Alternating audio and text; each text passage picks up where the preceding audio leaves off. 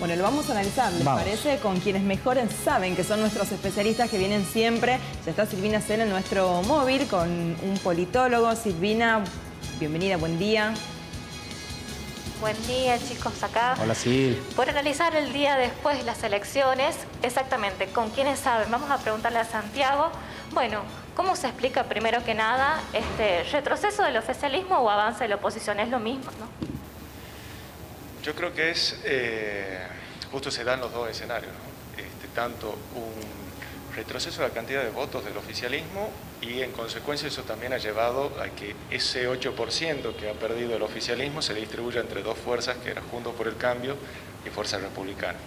Consecuencia quizá de esa pelea previa de las PASO y que la militancia del peronismo obviamente estaba todavía con ciertos dolores y no quería votar a algunos candidatos que habían quedado conformando la lista. Eso en consecuencia vimos la reducción de la cantidad de votos y un aumento del caudal electoral de Juntos por el Cambio que ha llevado a prácticamente este resultado de empate que ha sido bastante sorprendente en algún punto porque obviamente que entusiasma a la oposición de acá a 2 años a las elecciones generales. Obviamente que estas elecciones no son las mismas que las generales es muy posible si no llegan a algún acuerdo, y justo estaba escuchando lo que estaban haciendo los comentarios, respecto de esa posibilidad de que existe, o mejor dicho, no posibilidad, había signos de que la dirigencia de Juntos por el Cambio estaba dividida, festejó en distintos lugares y eso es muy simbólico en algún punto porque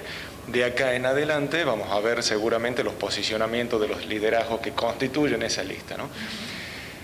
Desde el frente de todos vamos a observar que está una situación en donde van a tener que seguir limando las asperezas que existen a efectos de mejorar obviamente la performance de acá a 2 años.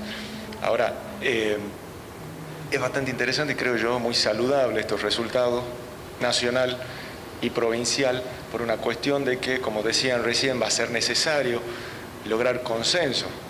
En ese sentido, la idea de una política de consenso va a llevar a políticas nacionales mucho menos radicalizadas y en ese aspecto también darle señales tanto a la sociedad como al mismo mercado que termina influyendo y repercutiendo en todo.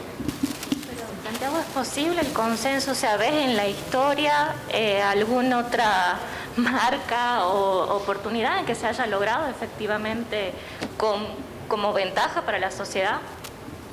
A ver, el consenso inevitablemente nos va a llevar a poder encontrar puntos medios, ¿sí? Esos puntos medios que nosotros encontremos y consigamos dentro de las políticas, o que las dirigencias consigan dentro de la política nacional y provincial, va a generar obviamente políticas a mediano y largo plazo. O sea, ese diálogo que se tiene que generar para que el resultante sea un consenso duradero,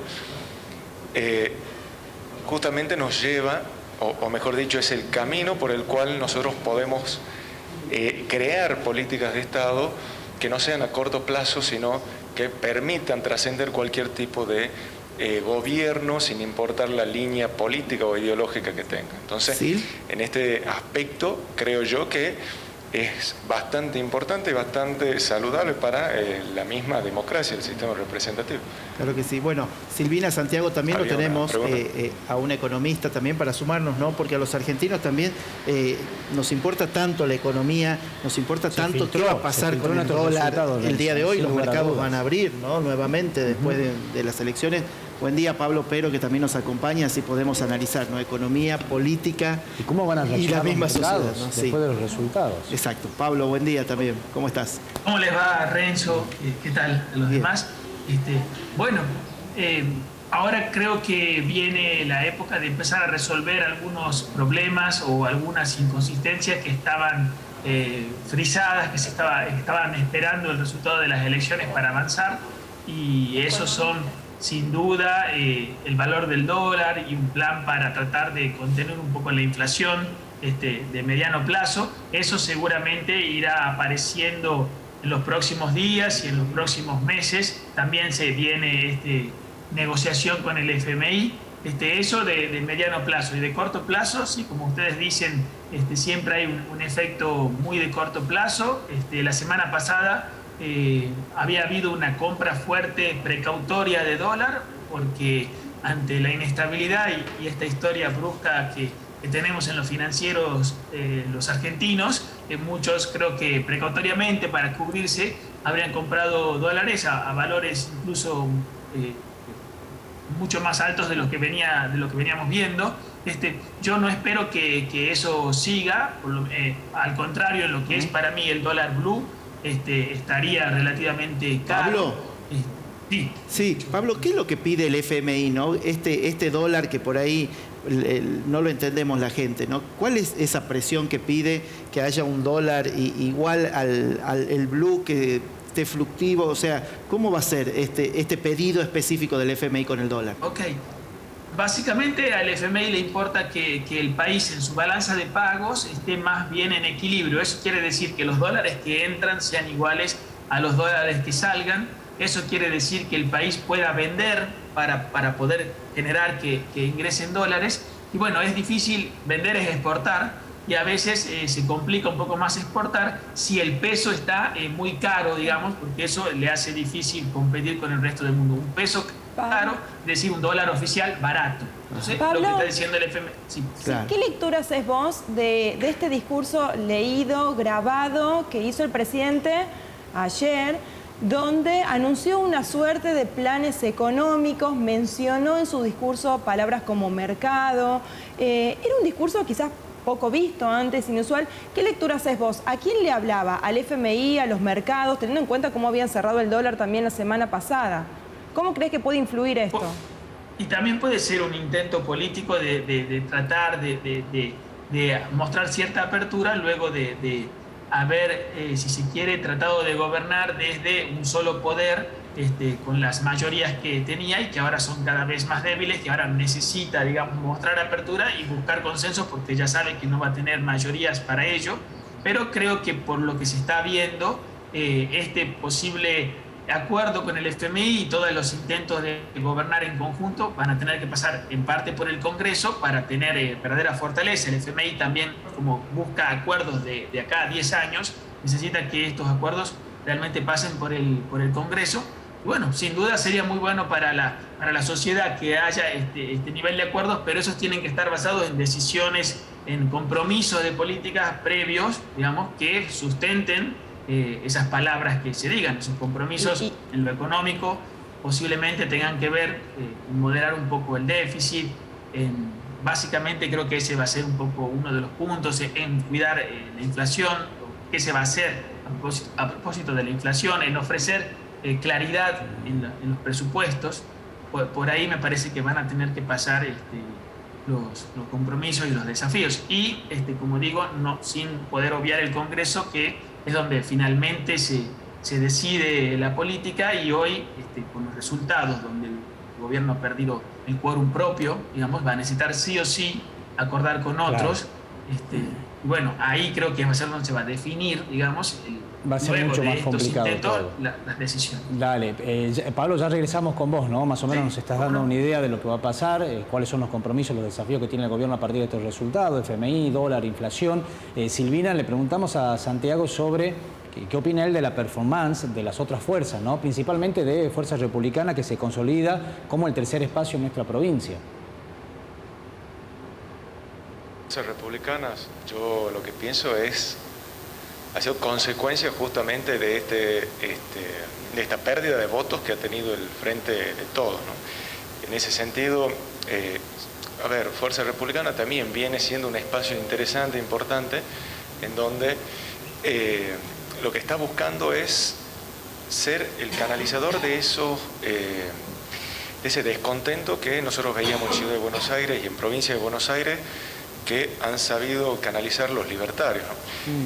Fíjate cómo el discurso incluso de Fuerza Republicana ha ido volcándose a ese tipo de discurso mucho más liberal, y hablar inclusive de casta. Se ha visto una propaganda incluso de ese tema. Ahora, no creo que en algún sentido estos sean votos propios, sino que son un voto oscilante, un voto independiente, que va de acuerdo al enojo, le llamemos, de la dirigencia peronista. Ahora también, fíjate cómo si uno termina sumando lo que sería el voto de Juntos por el Cambio y Fuerza Republicana tenés que el peronismo ha perdido en la provincia, con lo cual eso también es un llamado de atención de acá a 2 años. Sí, lo que no significa... Santiago Fuerza Republicana que se hubiera aliado con Juntos por el Cambio antes, digamos, podrían haber tenido un triunfo más contundente. ¿Crees que eso ahora va a tener consecuencias, alianzas? Yo creo que sí, en algún punto estos resultados le han mostrado a Juntos por el Cambio que estos otros espacios con los cuales muchas de las dirigencias radicales y las dirigencias peronistas que conforman Juntos por el Cambio no quiere formar parte. Entonces, la estrategia va a ser repensarla. Por eso yo veo bastante complicado que lleguen a sentarse a entablar un diálogo. Ya hemos visto, y vuelvo a caer en lo mismo que estaban diciendo recién, de que la dirigencia de Juntos por el Cambio festejó separados, después terminaron festejando juntos, pero eso ya es algo significativo. Hay que ver si tanto Germán Alfaro como Roberto Sánchez ceden en las pretensiones políticas que puedan llegar a tener, y si incluimos un actor como Bussi, se vuelve mucho más complicado el tema de la negociación de ese espacio. Entonces, de acá a 2 años tendríamos que tener en consideración eso para poder definirlo, ¿no? No podemos ser tajantes en este momento de decir sí, si se juntan van a ganar, porque eso no se puede saber, y tampoco sabemos si realmente tendrían la voluntad política de ceder en algunos puntos para poder hacer una alianza o un frente electoral que sume los distintos sectores. Y en esta necesidad de consenso que venís marcando desde que empezaste a hablar y ahora que estás hablando esto de las negociaciones, ¿qué pasa a nivel nacional? ¿También se replica? Porque ayer el presidente no reconoció la derrota, pero sí dejó entrever que se necesitaba consenso, no con esos términos, pero por ejemplo hacía alusión y decía una oposición democrática. ¿Vos creés que va a ser viable y que por otro lado la oposición le va a dar chance al oficialismo de seguir tomando algunas decisiones en esta nueva composición del Congreso, del Senado? Mira, yo lo que veo en el discurso del presidente, más que nada es un llamado al consenso, justamente como venimos diciendo. Pablo recién decía que ahora, en más, a efecto de poder tomar distintas decisiones económicas, van a tener que buscar el diálogo, y seguramente las medidas económicas que se toman van a estar acompañadas o tendrían que tener necesariamente el acompañamiento de los sectores como Juntos por el Cambio. En ese sentido, a ver, no reconocer la derrota yo creo que obviamente es una estrategia discursiva, una estrategia política, en donde, bien ustedes también los habían dicho, en 2 provincias como Chaco y Tierra del Fuego, la performance ha mejorado en ese sentido, y de acá vuelvo una semana atrás cuando me habían entrevistado, yo les había dicho que reducir la diferencia con la cual habían perdido suponía también en algún punto una victoria. En 2 meses es difícil revertir esta situación de derrota a nivel nacional, pero sin embargo se obtuvo un mejor resultado que el esperado en ese momento. Entonces, el presidente lo que va a tener que hacer, innegablemente, es resignarse a esa posibilidad de tomar decisiones inconsultas y buscar que Juntos por el Cambio termine aceptando y acompañando muchas políticas económicas, políticas sociales y demás, pero desde el punto de vista de la oposición, ese rol va a tener que ser bastante activo y no ser un rol que simplemente, porque ya lo vimos muchas veces, simplemente sea una oposición que traba las políticas, tanto peronistas como Juntos por el Cambio. O sea, no tiene que ser una oposición que trabe las políticas que se busquen implementar, sino que acompañen o que incluso en ese proceso de buscar acuerdos, porque obviamente van a estar en desacuerdo en muchos aspectos, e encontrar puntos de coincidencias que sean superadores de acá en adelante, ¿no? Porque al final de cuentas quienes terminan quedando en esas peleas políticas son los ciudadanos, ni más ni menos.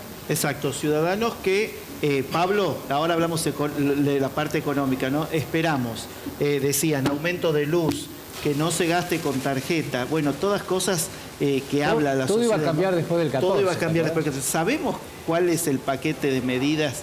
¿Hay algo por ahí que puedas saber vos un poco más que nosotros acerca de lo que se vienen, de los aumentos que se vienen? Y posible devaluación también, se hablaba en algún momento. Exacto, yo no sé si será tan inmediato el efecto como ustedes dicen, o como podría alguno pensar. Los congelamientos de precios, muchos están pensados hasta fin de año o hasta el 7 de enero, por ejemplo. Entonces, el efecto inflacionario de los descongelamientos creo que lo veremos más hacia fin de año o hacia comienzos del año que viene. Y como decía Marcelo también, y tiene que ver también con los pedidos estos del FMI, ven que cada vez se pierden más reservas, más dólares del Banco Central. El Banco Central se está quedando sin dólares, entonces para conseguir más dólares el FMI recomienda que sea más fácil exportar, y esto quiere decir subir el precio del dólar oficial, digamos. Y bueno, entonces está este tema de la devaluación, que es muy difícil que no vaya a pasar esto de que el dólar oficial empiece a subir más rápido. La duda simplemente está de si va a ser de una sola vez o va a ser acelerar la tasa de depreciación, que el dólar venía subiendo 1 peso por mes básicamente, y habría que ver si ahora empieza a subir 5 pesos por mes, por ejemplo, durante 4 meses, o de una sola vez sube 15, 20 pesos, por ejemplo. Yo personalmente no creo que la devaluación esa que muchos creen que hace falta del oficial tenga que ser más de 20%, por ejemplo.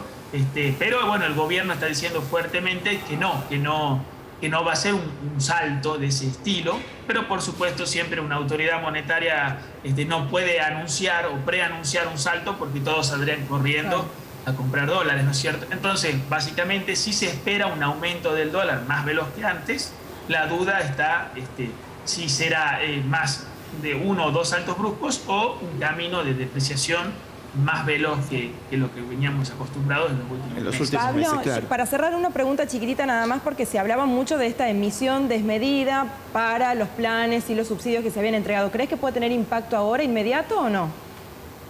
Creo que la presión inflacionaria va a seguir, en parte por todo esto que vos estás diciendo. La emisión siempre tiene un efecto retardado, 6 meses, por ejemplo. Entonces, la inflación que estamos viendo ahora, en parte también es consecuencias de inflación acumulada, si se quería, o presión acumulada de los meses anteriores, y lo que se hizo ahora va a tener efectos en los próximos meses también. Entonces, a pesar de las medidas que se están tomando, que creo que no han sido medidas de fondo para parar la inflación, como congelamientos de precios, creo que por eso la inflación ha seguido alta y va a seguir en estos niveles hasta que no empiece a haber también algo esencial en la economía, que es un sendero claro, tratar de tomar medidas confiables, transparentes y con acuerdo con los demás, que es un insumo que hace falta en este momento. Así que sí, no veo que la inflación vaya a disminuir.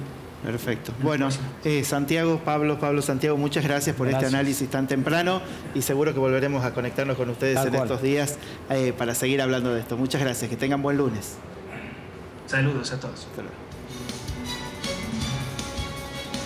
Bueno, ahí está el análisis, ¿no?, de los especialistas, lo que puede ocurrir con la economía. Por supuesto que todas son hipótesis, ellos manejan otros datos, ¿no?, y nos pueden dar un acercamiento más de lo que puede realmente pasar en los próximos días, datos más certeros, a eso me refería, pero bueno, habrá que esperar, ¿no?, para saber exactamente lo que pasa. Con respecto a los disjuntos por el cambio, a las internas que hay en cada espacio, eso se va a ir, creo yo, ¿no?, dilucidando más adelante.